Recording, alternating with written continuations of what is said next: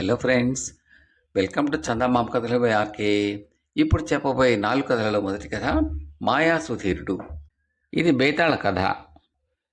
పట్టు వదలని విక్రమార్కుడు చెట్టు వద్దకు తిరిగి వెళ్ళి చెట్టుపై నుంచి శవాన్ని దించి భుజాన వేసుకుని ఎప్పటిలాగే మౌనంగా శ్మశానం కేసి నడవసాగాడు. అప్పుడు శవంలోని బేతాళుడు, రాజా, నీ ఆశయం తేలిగ్గా సిద్ధించకపోవడానికి కారణం నీకు మానవాతీత శక్తులు లేకపోవటమే అనుకున్నట్టయితే అది పూర్తిగా భ్రమ అనుకో. అతీత శక్తులతో ఆశయసిద్ధి జరగదనడానికి నీకు మైత్రేయుడు కథ చెప్తాను, శ్రమ తెలియకుండా విను అంటూ ఇలా చెప్పసాగాడు. ఉజ్జయిని నగరంలో సుధీరుడు అనే రాజు పాలించే కాలంలో అతని ఆస్థానంలో వీరదాసు అనే గొప్ప శిల్పి ఉండేవాడు. అతనికి మైత్రేయుడు అనే ఒక తమ్ముడు ఉండేవాడు. ఈ మైత్రేయుడు హిమాలయాలలో చాలా కాలం తిరిగి అనేక మంది యోగసిద్ధి గల వారికి సేవ చేసి ఒక అద్భుత శక్తి సంపాదించుకుని వచ్చాడు. ఆ శక్తి ఏమిటి అంటే శిల్పాలకు ప్రాణం పోయటం. మైత్రేయుడు తన అద్భుత శక్తిని రాజు ఎదుట ప్రదర్శించగోరి తన అన్నచేత 2 స్త్రీమూర్తులను తయారు చేయించి నిండు సభలో ఆ 2 స్త్రీ విగ్రహాలకు ప్రాణం పోశాడు. అది చూసి రాజుతో పాటు సభలోని వారంతా దిగ్భ్రమ చెందారు. సుధీర మహారాజు మైత్రేయుని ఎంతగానో మెచ్చుకుని అతన్ని తన ఆస్థానంలో ఉండిపోమ్మని కోరాడు. మైత్రేయుడు అందుకు సమ్మతించాడు. కాలక్రమాన సుధీరుడికి మైత్రేయుడికి గాఢమైన స్నేహం ఏర్పడింది. ఒకసారి సుధీరుడికి తన ప్రతిరూపాన్ని సజీవంగా చూడాలన్న కోరిక కలిగింది. అతను తన కోరికను మైత్రేయుడికి తెలిపితే మైత్రేయుడు అతని కోరిక తీర్చడానికి సమ్మతించాడు. మైత్రేయుడు తన అన్న వీరదాసు చేత సుధీరుడి ప్రతిమ రాతిలో నిర్దిష్టంగా తయారు చేయించి దానికి తన ఇంటనే ప్రాణం పోసి అర్ధరాత్రి వేళ ఆ మాయాసుధీరుడిని వెంటబెట్టుకుని రాజభవనానికి బయలుదేరాడు. అన్ని దేశాల రాజధానుల్లో లాగానే ఉజ్జయినిలో కూడా శత్రుగూఢచారులు ఉండేవారు. మాయాసుధీరుడిని చూసి రాజే అనుకుని కొందరు శత్రుగూఢచారులు అతని పైన పడి చంపి పారిపోయారు. తెల్లారేసరికల్లా రాజును ఎవరో హత్య చేశారు అన్న వార్త నగరమంతా పొక్కింది. అయితే హత్య అయినది మాయాసుధీరుడు అని, అసలు సుధీరుడు కాడని ప్రకటన జరిగింది. ప్రజలు తృప్తి పడ్డారు. కానీ రాజ్యంలోని దుష్టశక్తులు ఆ సంఘటనను అంతటితో పోనివ్వలేదు. హత్య అయినది రాజేనని, రాజునంటూ వ్యవహరిస్తున్నది మాయాసుధీరుడని, ఆ మాయాసుధీరుడిని అడ్డం పెట్టుకుని మైత్రేయుడి రాజ్యపాలన చేస్తున్నాడని ద్రోహులు వదంతి పుట్టించారు. రాజుకు మైత్రేయుడికి గల గాఢమైన స్నేహం మూలంగా ఈ వదంతి ప్రజలకు నమ్మదగిందిగా కనబడింది. మామూలు జనం ఈ మాటలు నమ్మటంలో వింతలేదు. అంతఃపురంలోని రాణుల దగ్గర నుంచి దాసదాసి జనాల దాకా అందరూ సుధీరుడు మాయాసుధీరుడేమో అన్న అనుమానంతో బాధపడసాగారు. తన పరిస్థితి ఎలా పరిణమించింది సుధీరుడు సులువుగానే గ్రహించి చాలా బాధపడ్డాడు. ఈ సమస్యకు పరిష్కారం ఉన్నట్టు అతనికి తోచలేదు. అందుచేత అతను మైత్రేయుడిని ఏదన్నా పరిష్కార మార్గం చూడమన్నాడు. మైత్రేయుడు కూడా ఈ విషయం గురించి ఆలోచిస్తూనే ఉన్నాడు. అతనికి ఒకే ఒక ఉపాయం తోచింది. మైత్రేయుడు తన అన్న చేత తనలాంటి విగ్రహం తయారు చేయించి దానికి ప్రాణం పోసి ఆ నకిలీ మైత్రేయుడిని వెంట పెట్టుకుని ఒక రాత్రి రహస్యంగా రాజు వద్దకు వెళ్ళాడు. సుధీరుడు 2 మైత్రేయులను చూసి నిర్ఘాంతపోయి, మీలో అసలు మైత్రేయుడు ఎవరు, నాకు అంత పట్టకుండా ఉన్నది అన్నాడు. మహారాజా, నేను అసలు మైత్రేయుడిని, ఇతను నకిలీ మైత్రేయుడు. మీరు నిండు కొలువులో ఈ నకిలీ మైత్రేయుడి మీద రాజద్రోహ నేరం మోపి ఉరి తీయించండి, పరిస్థితి చక్కబడుతుంది అన్నాడు మైత్రేయుడు. మరి నీ సంగతి ఏమిటి అడిగాడు సుధీరుడు. నేను ఎవరికంటా పడకుండా హిమాలయాలకు తిరిగిపోయి అజ్ఞాత జీవితం గడుపుతాను.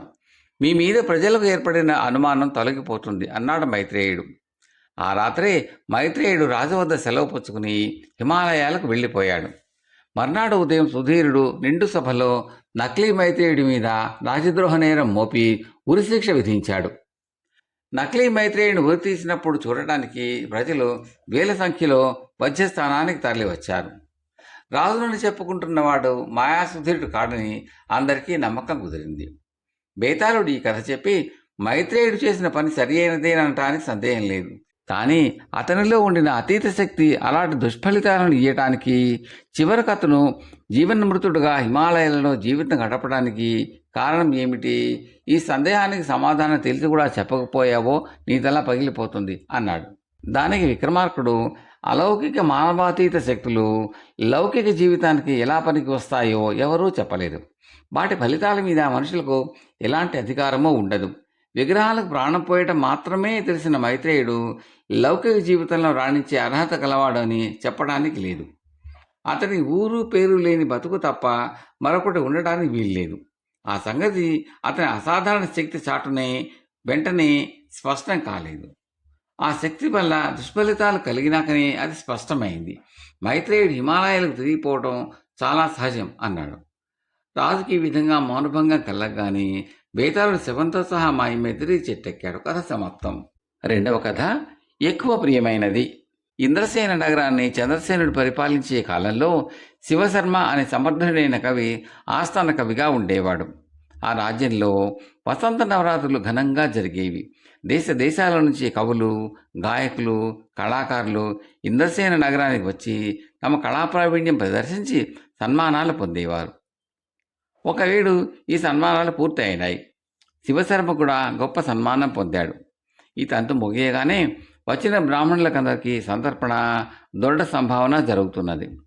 శివశర్మ అక్కడికి వెళ్ళాడు. సంభావన జరిగే చోట తొక్కిడి జాస్తిగా ఉన్నది. తోసుకువచ్చే బ్రాహ్మణులను అదుపులో ఉంచలేక రాజభట్లు సతమతమవుతున్నారు. ఆ తొక్కిడిలో శివశర్మ బురద నేల మీద కాలు వేసి జారిపడ్డాడు. ఒళ్ళంతా బురద అయింది. మేడ మీద నుంచి చూస్తున్న రాజుగారు శివశర్మను పిలిపించి ఏమిటిది అని అడిగాడు. దానికి శివశర్మ ఈ శ్లోకం చెప్పాడు. శుత్రుడాచ కుటుంబిన్యో మై జీవిత నాణ్యగా తాసా మంత్యా ప్రియతమా తస్యా శృంగార చేష్టితం. ఈ శ్లోకానికి అర్థం ఇది. నాకు ఆకలి, దప్పి, ఆశ అని 3 భార్యలు ఉన్నారు. వారిలో 3వ ఆమె నాకు ఎక్కువ ప్రియమైనది. ఇది ఆమె చేసిన శృంగార చేష్ట అని. కథ సమాప్తం. 3వ కథ దురభిమానం. ఈ కథను రాసిన వారు శ్రీ వి రమణారావు గారు. ఒక గ్రామంలో రామయ్య అనే భూస్వామి ఉండేవాడు. ఒకసారి అతని భార్యకు కొద్దిపాటి అనారోగ్యం చేసి మందులు వాడినా తగ్గక క్రమంగా పెరిగి ఆమె మంచం పట్టే స్థితికి వచ్చింది. జబ్బేమిటో వైద్యులకు అంతు చిక్కలేదు. వ్యాధి లక్షణాలను పట్టి మందులు మాకులు ఇస్తే అవి ఏవీ పనిచేయలేదు. రామయ్య ఉండే గ్రామానికి దగ్గరలోని మరొక గ్రామంలో ప్రశ్నలు చెప్పే దైవజ్ఞుడు ఒకడు ఉండేవాడు. కోరికలు తీరిన వారు ఎవరైనా ఆయన వద్దకు వెళ్ళి దక్షిణ తాంబూలము ఇచ్చి కూర్చుంటే ఆ దైవజ్ఞుడు వాళ్ళు వచ్చిన పని తెలుసుకుని ఆ పనికి అనుకూలమై మార్గం చెప్పేవాడు. ఆయనతో ఒకటే చెక్కు, ఆయన చెప్పేది చాలా జాగ్రత్తగా విని సరిగా అర్థం చేసుకోవాలి. సరిగా వినకపోయినా, విన్నది సరిగా అర్థం కాక ప్రశ్నలు వేసినా ఆయన రౌద్రంగా మండిపడి అవతలివాడు ఎంతటి వాడైనా సరే ముందు తూలనాడేవాడు. ఆ తర్వాత తాను చెప్పిన దాన్ని వివరంగా తెలియజేసేవాడు. ఈ కారణం చేత కాస్త అభిమానం గలవాళ్ళు ఆయన దగ్గరికి వెళ్ళటానికి ఇష్టపడేవారు కాదు. పని జరగడం ప్రధానంగా అనుకున్న వాళ్ళు మాత్రం ఆయన చేతి 4 వరటానికే సిద్ధమై వెళ్ళేవాళ్ళు. రామయ్యకు ఈ దైవజ్ఞుడు చూసి తన భార్య ఆరోగ్యం బాగు చేయించుకోవాలన్న ఆలోచన చాలాసార్లు కలిగింది. కానీ అభిమాని కావటం చేత ఆయన చేత అవమానం పొందవలసి వస్తుందని సంకోచిస్తూ రోజులు గడవనిచ్చాడు. అయితే తన భార్య జబ్బు నిమ్మళించాలంటే దైవజ్ఞుని వద్దకు పోక తప్పదని రామయ్యకు అనిపించింది. అందుచేత అతను ఒక మంచి రోజు చూసి దక్షిణ తాంబూలం చేత పట్టుకుని దైవజ్ఞుని చూడబోయాడు. దైవజ్ఞుడు తెల్లటి గడ్డంతోనూ మీసాలతోనూ మంచి తేజస్సుతోనూ రామయ్యకు కనిపించాడు. రామయ్య ఎదురుగా కూర్చోగానే ఆయన, నీ పేరు రామయ్య, నీ భార్య మంచం పట్టింది, అది ఎలా తీరుకుంటుందో తెలుసుకోవాలని వచ్చావు. అహంకారివిరా, మహా దురహంకారివి.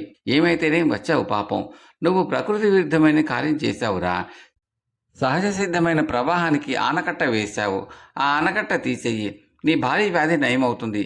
వృధాగా మందులకు మాకులకు ధనం ఏం చేయకు. నీ చెప్పింది తెలిసింది కదా అన్నాడు. రామయ్య లోలోపల ఆశ్చర్యపడుతూ, ఆయన వాగ్దాటి కొంత భయపడుతూ తెలిసింది అన్నట్టు తలాడించాడు. నిజానికి దైవజ్ఞుడు చెప్పింది రామయ్యకి ఏమీ అంతుపట్టలేదు. తెలియదంటే దైవజ్ఞుడు ఇంకెంత అవమానంగా మాట్లాడతాడో అని రామయ్య భయం కూడా వేసింది. అందుచేత అతను లేచి ఇంటికి వచ్చేశాడు. దైవజ్ఞుడు చెప్పిన మాటలు మననం చేసుకుంటూ ఉంటే రామయ్యకు ఒక సంగతి జ్ఞాపకం వచ్చింది. రామయ్య తాను బలవంతుడు కనుక తను చేను పక్కగా ఉన్న పంట కాలువకు అడ్డుకట్ట కట్టి కిందటి ఏడు తన పొరుగున ఉన్న కామయ్య చేనుకు నీరు లేకుండా చేశాడు. అందువల్లనే తన భార్యకు జబ్బు చేసిందని దైవజ్ఞుడు చెప్పినట్టుగా రామయ్యకు అర్థమైంది. అందుకని రామయ్య కామయ్యను పిలిచి, చూడు కామయ్య, ఒక కారణం చేత కిందటేడు నీ పంట కాలువకు నీరందక నువ్వు చెరువు నీటితో ఇబ్బంది పడ్డావు.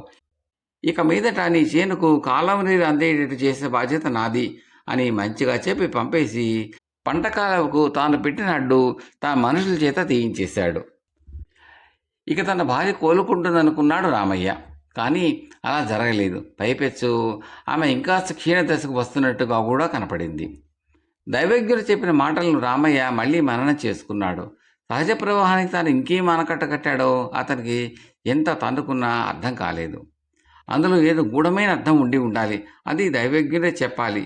చేసేదేమీ కనిపించక రామయ్య మరొకసారి దైవజ్ఞుడి దగ్గరికి వెళ్ళాడు.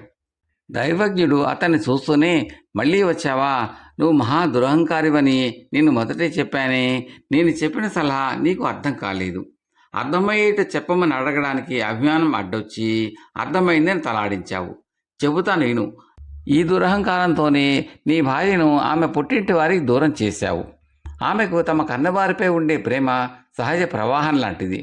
ఏదో అల్పకారణం ఆధారంగా నువ్వు ఆ ప్రవాహానికి ఆనకట్ట కట్టావు. అది మొదలు నీ భార్య ఆరోగ్యం చెడింది. ఆ మనోవ్యతి కాస్త మొదలి నీ భార్య మంచం పట్టింది. వెళ్ళు, పోయి మీ అత్తవారికి క్షమాపణ చెప్పుకుని వారిని తీసుకురా. వాళ్ళని చూసి నీ భార్య కోలుకుంటుంది అన్నాడు. రామయ్య అహంకారం ఆ దెబ్బతో దిగిపోయింది. అతను ఆ రోజే బయలుదేరి తమ అత్తవారి ఊరు వెళ్ళి అత్తమామలతో ఎంతో మంచిగా మాట్లాడి వారిని తీసుకువచ్చాడు. తన తల్లిదండ్రులు చూసిన క్షణం నుంచి రామయ్య భార్యలో మార్పు వచ్చేసింది. కొద్ది రోజులు ఆమె లేచి తిరుగుతూ చూస్తుండగానే ఆమె పూర్ణారోగ్యాన్ని పొందింది. కథ సమాప్తం. 4వ కథ, ఎవరు గొప్ప.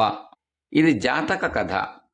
బ్రహ్మదత్తుడు కాశీరాజ్యాన్ని పరిపాలించే కాలంలో బోధిసత్వుడు కాశీరాజు కుమారుడై జన్మించాడు. ఆయన తక్షశిలకు వెళ్ళి 16 ఏళ్ళు నుండి లోపుగానే సమస్తమైన శాస్త్రాలు పురాణాలు అన్నీ చదివేశాడు. ఆ తర్వాత తండ్రి చనిపోగా ఆయన కాశీ దేశానికి రాజై ధర్మం ఏమాత్రం తప్పకుండా రాజ్యపాలన చేయసాగాడు. ఆయన పరిపాలనలో ప్రజలు ఎట్టి బాధలు, అరిష్టాలు, అన్యాయాలు, అక్రమాలు లేక సుఖజీవనం గడుపుతూ రావటం చేత న్యాయస్థానం పూర్తిగా పాడుపెట్టినట్టు అయిపోయింది. ఎన్ని ఏళ్లు గడిచినా రాజాస్థానానికి ఒక్కడు రాడు, ఫిర్యాదు చేయడు. ప్రజలలో ఎట్టి ఆందోళన లేకపోవటం చేత రాజుకు తన వల్ల ఏ లోపాలు జరుగుతున్నది, తన గురించి ప్రజలు ఏమనుకుంటున్నది తెలియలేదు. కనీసం వ్యాజ్యాల మీద ఆస్థానానికి వచ్చేపోయేవారు ఉన్నప్పటికీ వారి ద్వారా తన లోపాలు తెలుసుకోవటానికి వీలుండేది. కానీ ఆస్థానం కేసి తగ్గు చూసేవాళ్లే కరువయ్యారు. అందుచేత ఒకనాడు రాజు తన రథం ఎక్కి కాశీనగరం అంతా తిరుగుతూ కనిపించిన వారినల్లా, నా పరిపాలనలో మీకు ఏం లోపాలు కనిపించాయి అని అడగసాగాడు. కానీ ఎంతమందిని అడిగినా ప్రతి ఒక్కరూ, మేము తమ పరిపాలనలో చాలా సుఖంగా ఉన్నాం మహారాజా, మాకు ఏ లోపమూ కనిపించడం లేదు అని చెబుతూ వచ్చారు. అప్పటికీ రాజుకు తృప్తి కలగలేదు. ఆయన తన రాజలాంఛనాలన్నీ తీసివేసి సామాన్యుడి అవతారంలో రథం మీద నగరం దాటి పల్లెల వెంట ప్రయాణం చేస్తూ తన గురించి ప్రజలు ఏమనుకుంటున్నారో తెలుసుకోవాలని వినటానికి పూనుకున్నాడు. ఎన్ని గ్రామాలకు వెళ్ళినా కాశీరాజు గురించి పల్లెతో ఆక్షేపణ కూడా ఎక్కడా వినపడలేదు. చివరకు రథం రాజ్యపు సరిహద్దు చేరుకుని సరిహద్దు బాట వెంబడి తిరిగి వస్తూ ఉన్నది రాజధానికి. ఇంతలో కాశీరాజు ఎక్కిన రథానికి మరొక రథం ఎదురు వచ్చింది. 2 రథాలు ఒకదాన్నొకటి తప్పుకుపోయే అవకాశం లేదు. ఏమంటే అది చాలా ఇరుకు బాట. దానికి 2 పక్కల ఎత్తైన గట్లున్నాయి. 2 రథాలు ఒకదానొకటి అంత దూరంలో ఆగాయి. మేం ముందుకెళ్ళాలి, నీ రథాన్ని వెనక్కి తిప్పుకో అన్నాడు కాశీరాజు సారథి. నన్ను రథం తిప్పమనడానికి నీకేం అధికారం ఉన్నది? నువ్వే నీ రథాన్ని వెనక్కి తిప్పు అన్నాడు రెండోవాడు. ఈ రథంలో ఉన్నది ఎవరో తెలుసా? కాశీరాజు గారు అన్నాడు కాశీరాజు సారథి. ఈ రథంలో ఉన్నది కోసలరాజు గారు అన్నాడు రెండవ రథం తోలేవాడు. కాశీరాజ్యం ఎంత పెద్దదో కోసల రాజ్యం కూడా అంత పెద్దది. వయసులోనూ చదువులోనూ కోసలరాజు అయిన మల్లికుడు కాశీరాజుకు సరిసమానుడు. ఆయన కూడా మారువేషంలో తన దేశమంతా తిరిగి ప్రజలు తన గురించి ఏమనుకుంటున్నారో విని తన వల్ల తప్పులు ఉన్నట్టయితే సరిచేసుకునే ఉద్దేశంతో బయలుదేరినవాడే. మీ రాజుగారిలో అధిక్యత ఏమిటి అని అడిగాడు కాశీరాజు సారథి. దానికి కోసలరాజు సారథి వెంటనే ఈ విధంగా జవాబు చెప్పాడు. ఒక శ్లోకం. ఆ శ్లోకానికి అర్థం ఇది: మా మల్లిక మహారాజు గారు దుష్టులకు దుష్టుడు, సజ్జనులకు సజ్జనుడు. మంచితనాన్ని మంచితనంతో బహూకరిస్తాడు, దుర్మార్గాల్ని దుర్మార్గంతో నిగ్రహిస్తాడు అని. ఇది వింటూనే కాశీరాజు సారథి ఈ విధంగా జవాబిచ్చాడు శ్లోక రూపంలో. దాని అర్థం ఇది: మా మహారాజు గారు ఆగ్రహాన్ని శాంతంతో జయిస్తాడు, దుర్మార్గాన్ని సాధుత్వంతో లొంగదీస్తాడు, బహుమానాలతో లోగులను ఓడిస్తాడు, అబద్ధాలకు ప్రతిఫలంగా సత్యాన్ని ఇస్తాడు అని. కాశీరథాన్ని తోలే రథసారి అన్న ఈ మాటలు వినగానే కోసలరాజు మల్లికుడు ఆత్రంగా తన రథం నుంచి దిగివచ్చి, కాశీరాజుకు ప్రాణమిల్లి, పుణ్యాత్మ, నా లోపం నాకు తెలిసి వచ్చింది, దానిని సరిచేసుకుని ఇంకా ధర్మంగా పరిపాలన సాగిస్తాను అన్నాడు. ఆ తర్వాత కాశీరాజు తన నగరానికి తిరిగి వచ్చి ధర్మం వెంట్రుక వాసి కూడా తప్పకుండా రాజ్యపాలన చేస్తూ ఆత్మపరిశీలన చేసుకుంటూ కాలం గడిపాడు. కథ సమాప్తం. మీకు ఈ కంటెంట్ నచ్చితే లైక్ చేసి, ఇప్పటి వరకు సబ్స్క్రైబ్ చేయకపోతే సబ్స్క్రైబ్ చేసి గంట సింబల్ కాల్ కూడా నొక్కండి. ఈ కథలపై మీ విలువైన అభిప్రాయాలు తెలియజేయాలని మనవి చేస్తున్నాను. Thank you very much.